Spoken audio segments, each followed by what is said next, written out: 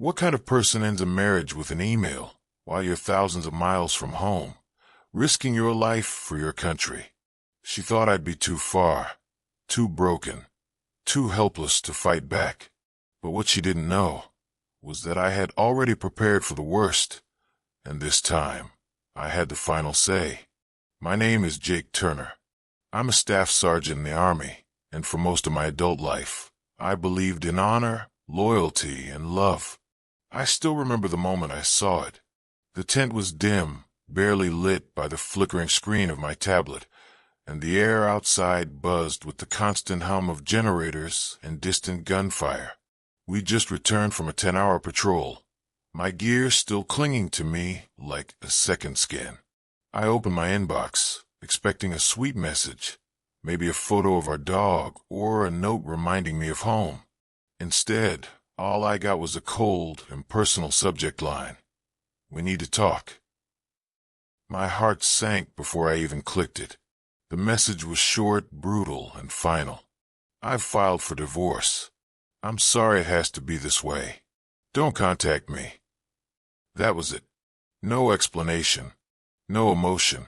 Just a digital gut punch sent across 7,000 miles of ocean and war. It was surreal. Standing in the middle of a war zone, dirt still crusted on my boots, blood dried on my knuckles from treating a wounded soldier. And there I was, being discarded like I was nothing. My wife, Melissa, had waited until I was at my most vulnerable, completely out of reach, to sever everything we'd built. I sat there, stunned, my hands numb and trembling, not from the cold, but from the shock. It wasn't just the end of our marriage. It felt like the erasure of every good memory, every whispered I love you, every plan we'd ever made. In that moment, it was clear. This wasn't a woman who had broken under stress or loneliness. This was calculated, cold, and I wasn't about to let that be the final word. Deployment was already hard. The desert sun didn't forgive, and the nights were bitterly cold. Our missions blurred together, convoy escorts, intel runs, village patrols. But the worst part wasn't the danger. It was the silence, the crushing, endless silence after Melissa's email. I tried to keep my head in the game. One mistake out here could cost lives, but the betrayal echoed louder than any explosion. The woman I thought I'd spend forever with had ghosted me like a stranger. Guys in my unit noticed. I was quieter, more withdrawn. I started sleeping with my phone next to me like it was a lifeline, hoping for something, an apology, a real explanation, anything. But no follow-up came. She had cut me off cleanly, surgically. I wasn't just alone physically. I was now alone in every possible sense. I stopped replying to the Red Cross counselor, stopped reading the letters from my mother, stopped believing there was anything waiting for me back home. While I was surrounded by brothers in arms, I had never felt more abandoned. Out here, at least, I knew the rules. I knew the enemy. But back home, the one person who was supposed to have my six had pulled the trigger on our life together, and I was left bleeding from a wound no medic could fix. The worst kind of betrayal is the one you never saw coming. Melissa and I weren't just a couple, we were a team. Or so I believed. We met during my second year in the Army, and even though the lifestyle wasn't for everyone, she said she was built for it. We laughed a lot in those early years, took weekend trips whenever I was home, celebrated anniversaries with homemade dinners, exchanged letters when I was away. She used to say she loved the way I looked in uniform. She cried at every deployment and clung to me like she couldn't breathe without me. It felt real, solid, ours. Now I question all of it. Was she acting the whole time? Or did something slowly change while I was too busy fighting a war to notice? I replayed memories over and over in my mind during night watches. The time we painted the guest room together. The time we danced in the living room, barefoot, after her birthday dinner. It all felt genuine then again. So did the vows we exchanged. And look how those ended. If she was unhappy, She never said a word. No warnings. No arguments. Just a sudden, surgical strike, served cold by Gmail while I was surrounded by barbed wire and enemy fire. I kept rereading the email until the words lost meaning. We need to talk. I filed for divorce. Don't contact me.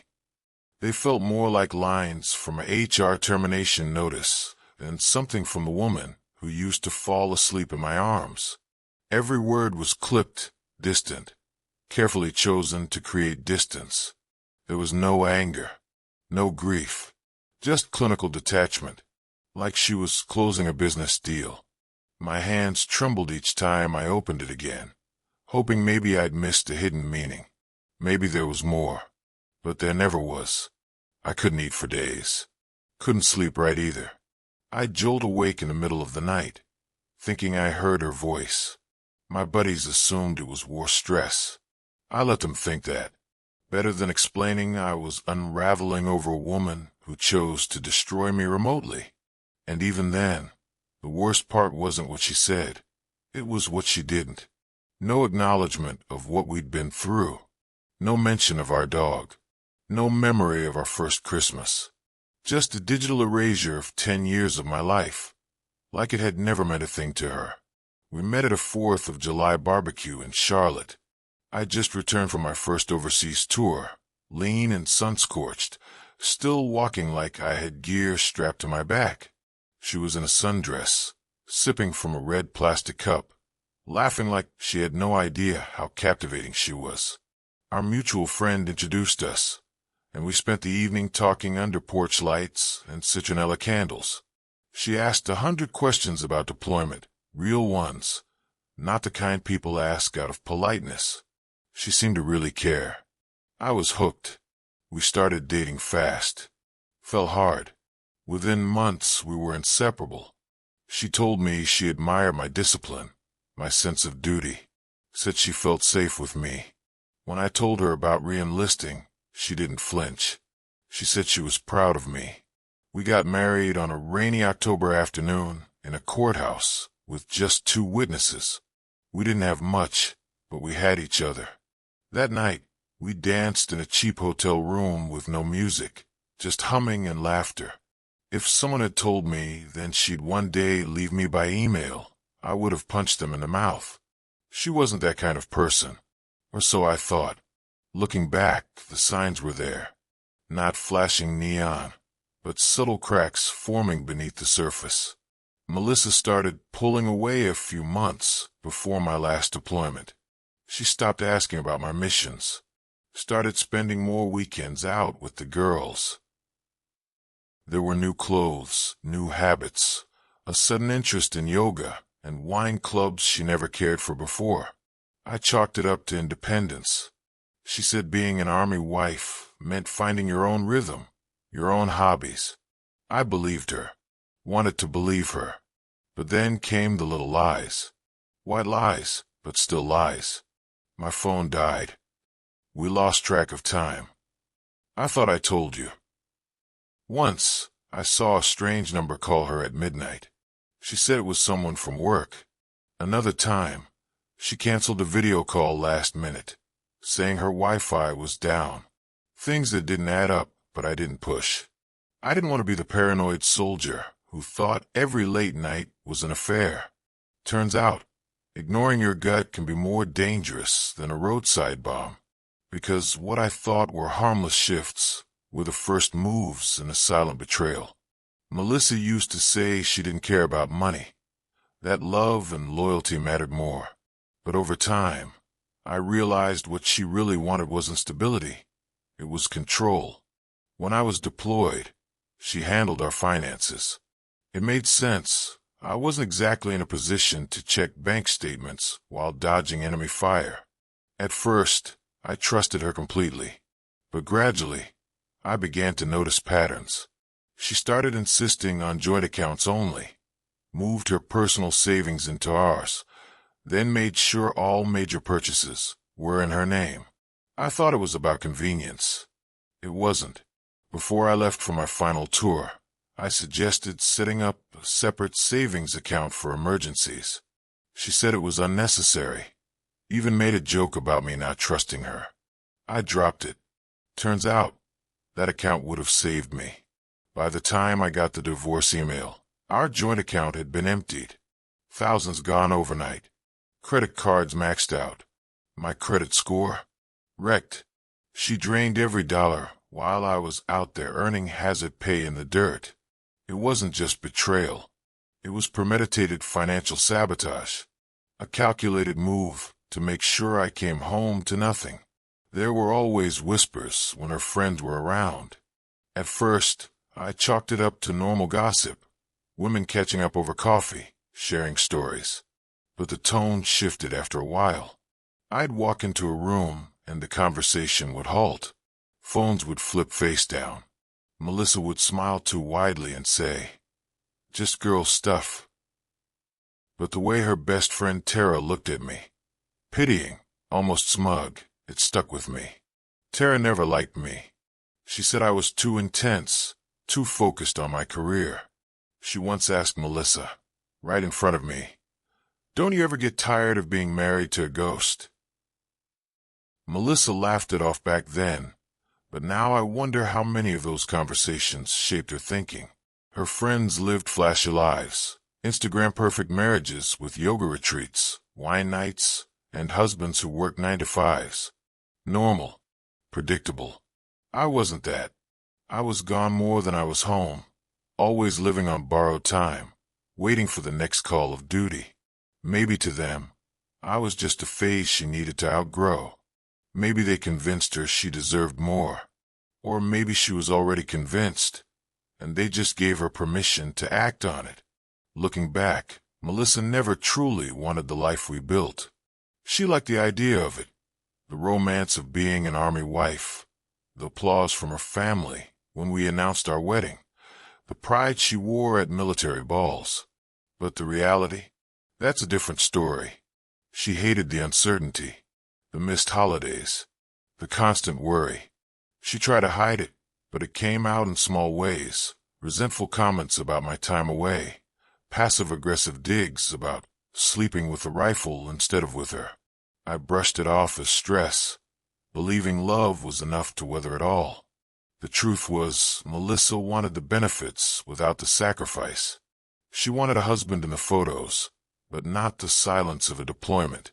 She wanted my income, my uniform, the respect that came with my service, but not the 3 a.m. phone calls or the loneliness of base housing.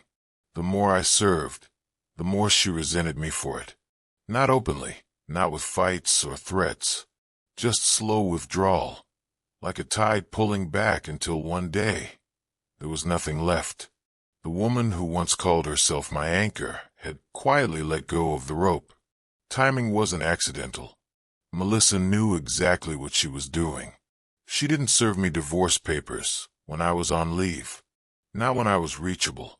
She waited until I was deep in a forward operating base, surrounded by chaos, with limited access to phones and no ability to contest anything. She knew I couldn't hire a lawyer, couldn't challenge her claims, couldn't even move my own money if I tried. She waited until I was completely incapacitated, mentally and logistically, and then struck. And it wasn't just about the divorce. It was the method, the message, the cruel precision. She chose email for a reason. No emotion, no voice to tremble, no confrontation. She didn't want to face the reality of what she was doing. She wanted it clean, sterile, final. I was supposed to be too distracted by war to react, too shocked to respond. She underestimated me. In trying to destroy me silently, she forgot something crucial. I had planned for the worst long before she ever picked up that keyboard. When I finally got a stable connection and was able to review our accounts, the reality hit harder than any explosion I'd survived. Melissa hadn't just walked away. She gutted me. Our house. She changed the locks. My car. Sold. The joint account. Emptied. Even my storage locker, where I kept old military keepsakes, was cleaned out. I wasn't heartbroken. I was obliterated. And the worst part? She had the nerve to claim emotional abandonment in the court documents, that I left her behind, that I chose the military over her. She framed herself as the victim while painting me as the absentee husband, the cold soldier who stopped caring. She didn't mention the love letters, the surprise flowers, the voice notes I sent during raids, all erased from the narrative like they never mattered. To the court back home, I was just a file, a name on a paper, and Melissa had already told her version of the story. But what she didn't know, what she never bothered to ask, was that long before I signed the deployment paperwork, I had insisted on a prenup, one she never even bothered to read. Melissa always scoffed at the idea of a prenup. "We're not millionaires," she once said with a laugh, flipping through bridal magazines and planning our $6,000 wedding like it was a royal affair. But I had insisted, not because I didn't trust her, but because my commanding officer had pulled me aside before we got married. He'd seen it too many times. Marriages fall apart during deployments, with soldiers returning to nothing. He told me, "Prepare now, or pay later."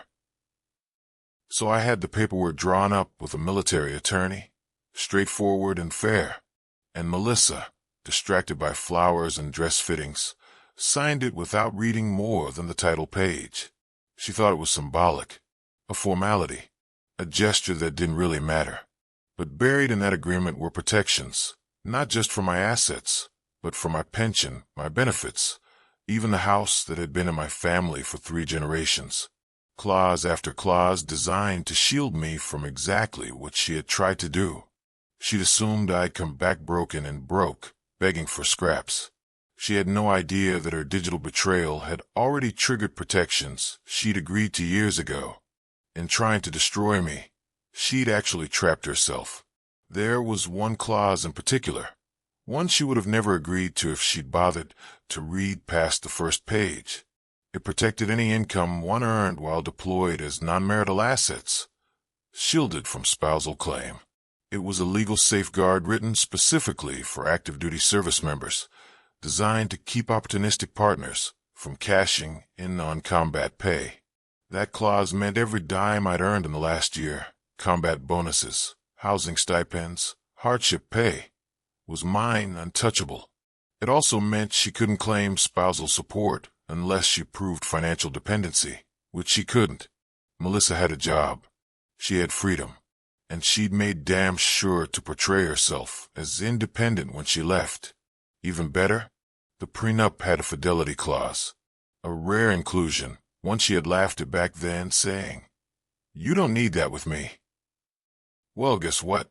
That clause stated that if either partner was found guilty of infidelity, they forfeited any claims to joint assets not already allocated. And thanks to a little recon from my lawyer, and screenshots of Melissa's suddenly public Instagram, we had proof. Photos of her with a man she claimed was just a friend, timestamped while I was risking my life. It wasn't just betrayal. It was grounds. Legal, financial, moral. She didn't just lose me. She lost everything she thought she could take. The connection was terrible. Static interrupted every few words. But my voice was steady as I spoke with my lawyer, a civilian back in Georgia who had worked with military families for 2 decades. When I told him about the email, the money, the house, he sighed, said he'd seen it before, but not often this calculated. Then I told him about the prenup. I'll never forget the silence on the line, followed by a slow, "Well, she's in for a surprise." We reviewed everything clause by clause, making sure every word held. It did. That contract was ironclad. He moved fast, filed the appropriate responses, froze the remaining assets, and submitted evidence of financial misappropriation and infidelity.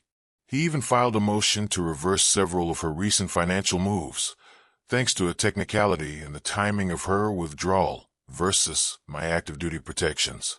Melissa thought I was too far away to fight back. She thought wrong. I wasn't just defending myself. I was going on offense. And every paper she'd signed, every photo she'd posted, every dollar she'd touched, It was all about to come crashing back down on her. Melissa's lawyer must have thought this would be easy.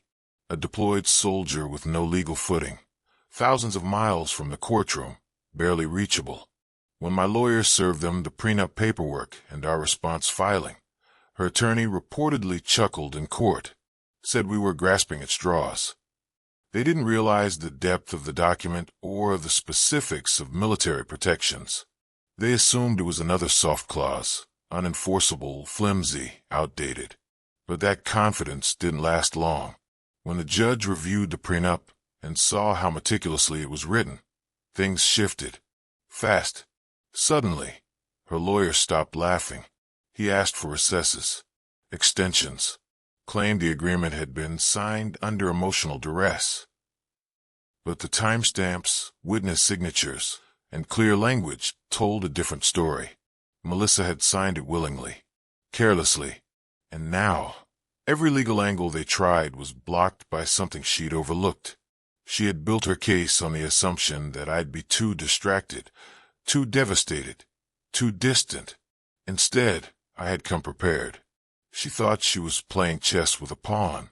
She didn't realize I was 5 moves ahead the whole time. When the court date arrived, I was still overseas, but thanks to modern technology, I was able to attend virtually. I watched from a laptop in a supply room, wearing my uniform, sitting between boxes of rations and medical kits. The moment Melissa saw me on that screen, her face froze. She hadn't expected to face me. Maybe she thought I wouldn't show. Maybe she hoped I was still in the dark. But I was right there, calm, silent, watching. And when the judge began reading through the prenup, line by line, I saw the color drain from her face. She tried to speak, tried to cry. Her lawyer objected, but the court wasn't swayed. The ruling was clear. She would receive none of the joint assets she tried to claim. No spousal support. No share of the deployment income. The car, mine. The house, reinstated to me. The savings she drained, she owed restitution. I gave her exactly what she had asked for. A clean break. Just not the one she expected. I didn't scream, didn't curse, didn't gloat. I simply watched her sit there, mouth open, hands clenched, as everything she thought she'd stolen was stripped right back from her grasp. Once the court orders were processed, the real consequences hit Melissa like a wall. The bank account she once drained, frozen, not by me, but by the judge, pending restitution review. She couldn't touch a dime. The credit card she used to fund her new life, closed, flagged for fraud during the preliminary divorce deception. Even the rental unit she'd been staying in was suddenly unaffordable. She had built her escape route on money that wasn't hers. Now, she was stranded on the other side of a bridge she'd burned herself. And then came the kicker, a house. My grandfather's house, left to me in his will and protected under the prenup, had been gifted to us both at least. That's what she claimed. But the deed and paperwork, all carefully filed before we even married, told the real story. The judge ordered her removed. She came home one evening to find the locks changed and the legal notice on the door. Her keys didn't work. Her access codes were void. In trying to destroy me, she'd also evicted herself from the fantasy life she thought she'd inherit. Melissa didn't just lose a home. She lost the illusion of control she'd clung to for years. The next time I saw her, really saw her, was during a follow-up virtual court hearing. Unlike the first one, where she came in styled, composed, and confident, this time she was a mess. No makeup, hair undone, eyes bloodshot. The mask had fallen off. As soon as the judge began to read the ruling aloud, she exploded. She interrupted the session, yelling over her lawyer, accusing me of emotional abandonment, manipulation, even betrayal. She said I had tricked her with the prenup, that I had used the military to make her feel trapped. It wasn't remorse. It was rage, pure, boiling rage that her plan had backfired. Her outburst was so disruptive the judge had to mute her and call for a recess. Watching her unravel wasn't satisfying. It was sobering. This was the same woman who used to sing in the kitchen, who once held me like I was her world. Now she was hurling accusations through a webcam, trying to claw back something she never had a right to in the first place. The courtroom, both real and virtual, saw her clearly that day, not as a grieving wife or victim, but as someone who had weaponized deceit. And in doing so, she lost every ounce of credibility she had left. Some moments in life don't need words. As the judge finalized the last order, denying her claims, upholding the prenup, ordering restitution, the look on his face said everything. It wasn't anger or pity. It was disappointment. He'd seen her type before. People who use the legal system like a hammer, thinking they can smash whatever they want without consequences. But this time, the law was on my side, and the judge made it clear that while emotions are complex, facts and signed agreements don't lie. He didn't gloat, didn't make a spectacle. He simply signed the papers, looked into the camera, and said, "This court recognizes the binding nature of the original agreement. All requests for modification are denied." Then he paused, looked directly at Melissa, and added, "Let this serve as a reminder. Every choice has consequence." That moment, frozen on my screen in a dusty base in the middle of nowhere, was the closure I didn't know I needed. She could scream. She could lie. But in the end, the truth stood tall, and the court backed every step I'd taken to protect myself. I never sent Melissa another email. Never responded to her attempts to reach out after the final ruling. She tried, of course, calls, messages, even a letter forwarded through my lawyer. Apologies wrapped in excuses. I wasn't thinking clearly. I was lonely. You changed, but it was all noise. You don't get to shatter someone and then decide when the healing starts. So I let silence be my answer. But if I could say one thing to her, it would be this. You didn't break me. You tried. You blindsided me, humiliated me, stole from me, but you didn't win. What you did was force me to become stronger, smarter, colder maybe, but also more awake. You thought being thousands of miles away meant I couldn't fight back. But you forgot who I am. I've survived war. I've buried friends. I've stared down men with loaded rifles. You think I can't handle betrayal from someone who signed a piece of paper without reading it? You were my biggest mistake, and I was your worst miscalculation. That's the last word you'll ever get from me, because everything else you deserve, you already lost in court. Love and war aren't all that different. Both demand loyalty, sacrifice, and a willingness to bleed for something bigger than yourself. But they also require strategy, awareness, the ability to read the battlefield, whether it's a foreign village or a bedroom back home. I gave everything to both, thinking love was its own reward and war was just duty. But now I know, both can betray you if you're not prepared. Both can leave you stripped of everything you thought you could count on. But there's one more thing they share: resilience. You come back different, yes. Hardened, less trusting, but also wiser. I don't believe love is dead. I believe it's just more fragile than I ever thought. And next time, if there's a next time, I'll build something stronger, with someone who doesn't run, someone who doesn't destroy to escape. Melissa may have written the first email, but I wrote the ending.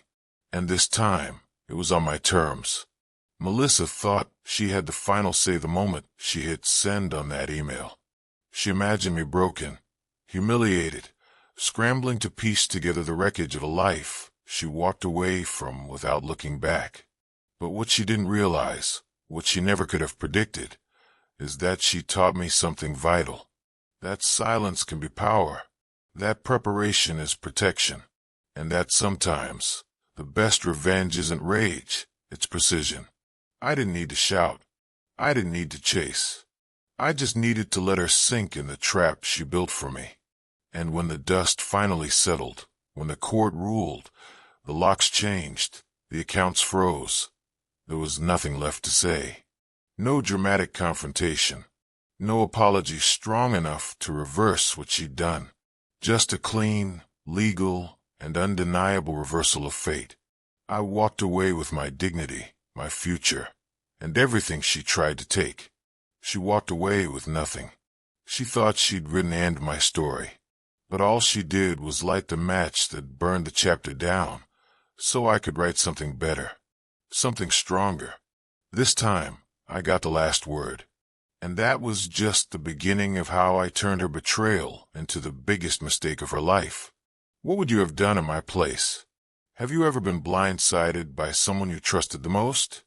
Let me know in the comments. And if you want more real, raw stories like this one, don't forget to subscribe and turn on notifications. You won't want to miss what's coming next.